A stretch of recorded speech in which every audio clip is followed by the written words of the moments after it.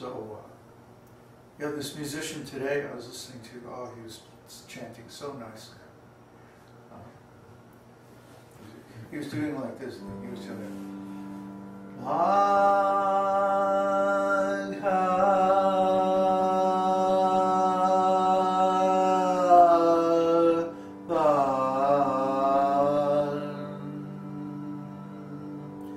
Śrī Kṛṣṇa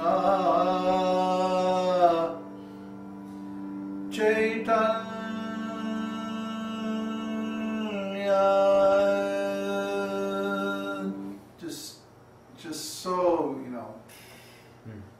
just so perfect. So we should try to sing like that, very nicely, for the Lord's pleasure. Not that we're trying to be big star or anything like that. We don't really care about that. What we care is that the Lord has given specific standards for sacred sound in the scriptures. So we should try to observe them. Not just any old, this isn't rock and roll, this is, if anything, it's closer to jazz.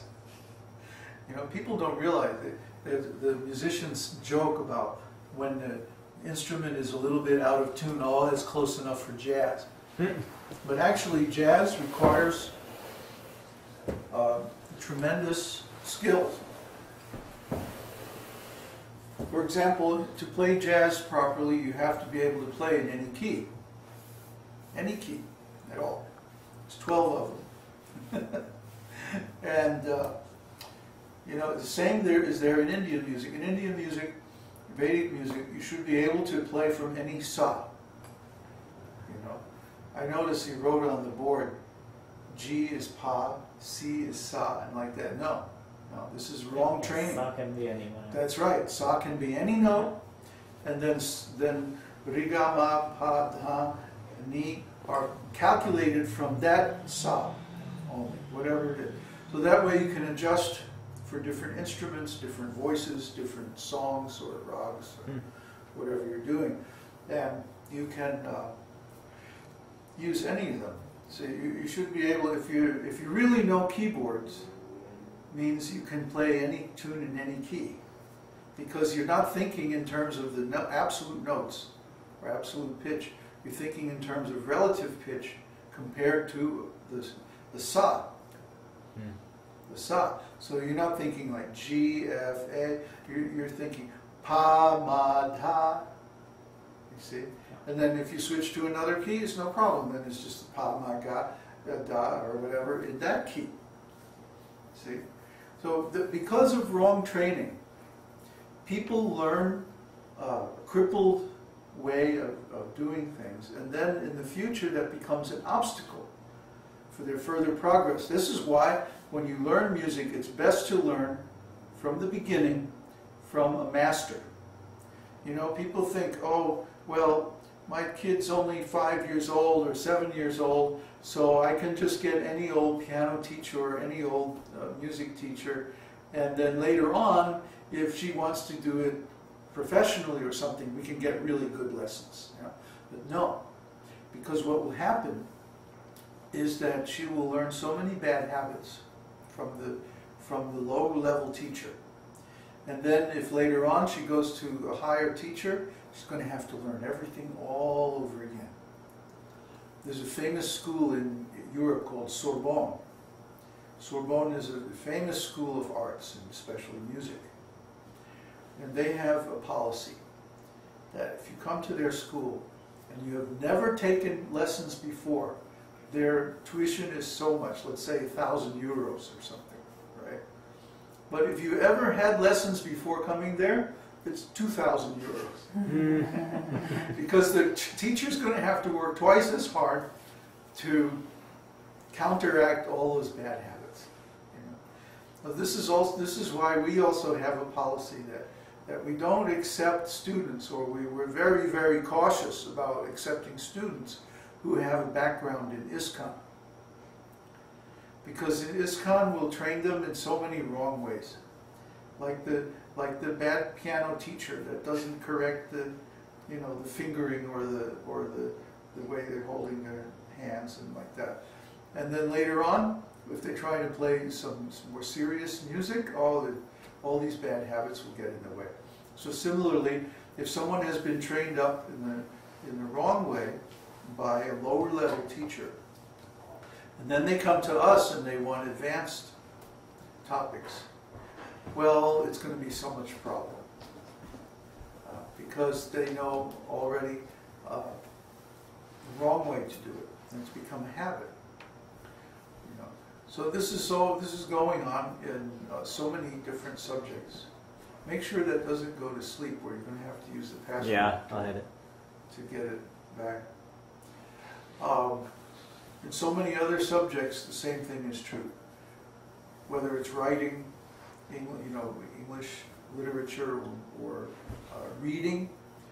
For example, most kids today are taught to read without ever using the dictionary. This is guaranteed to keep them stupid for the rest of their lives.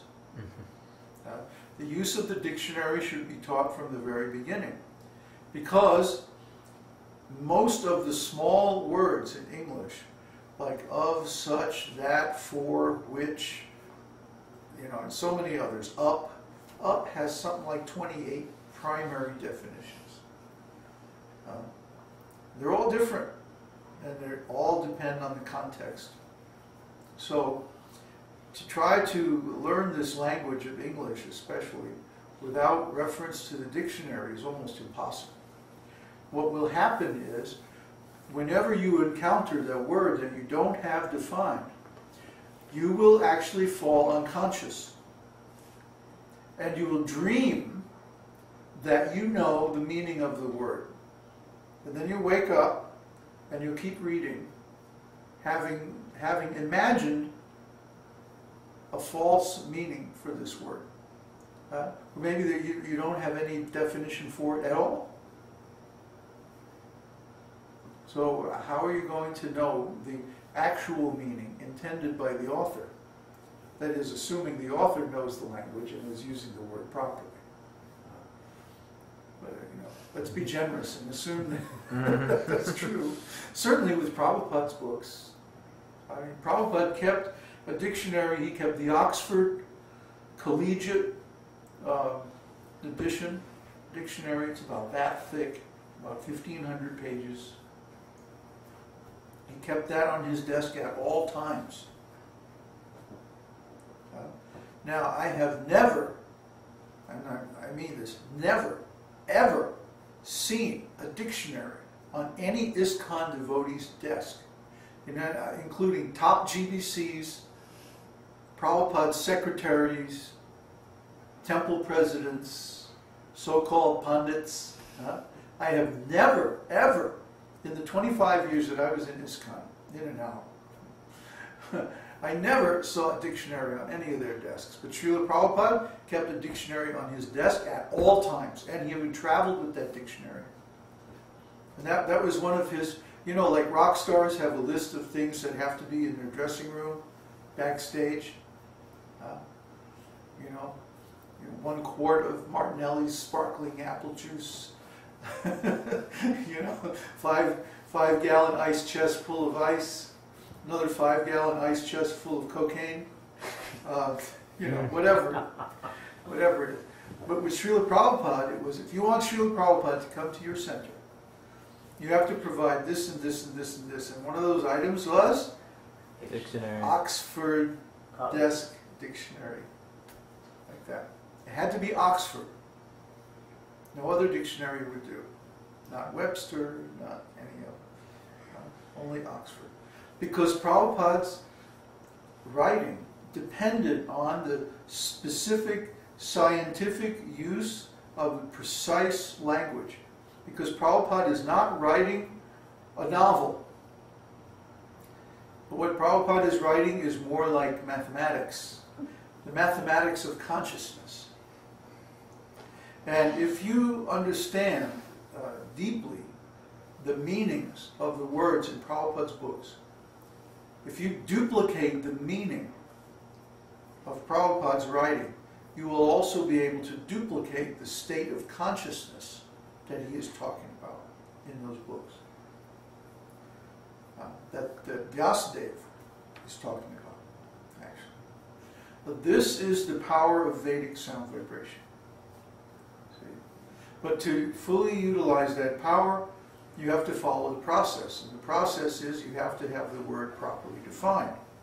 In Sanskrit, there's a whole process of how you interpret any passage of Sanskrit. And basically, Narottam Das Thakur describes it in his commentary on Vedānta-sūtra. He says the context, what went before, what comes after. The beginning, the author's statement of his own intention.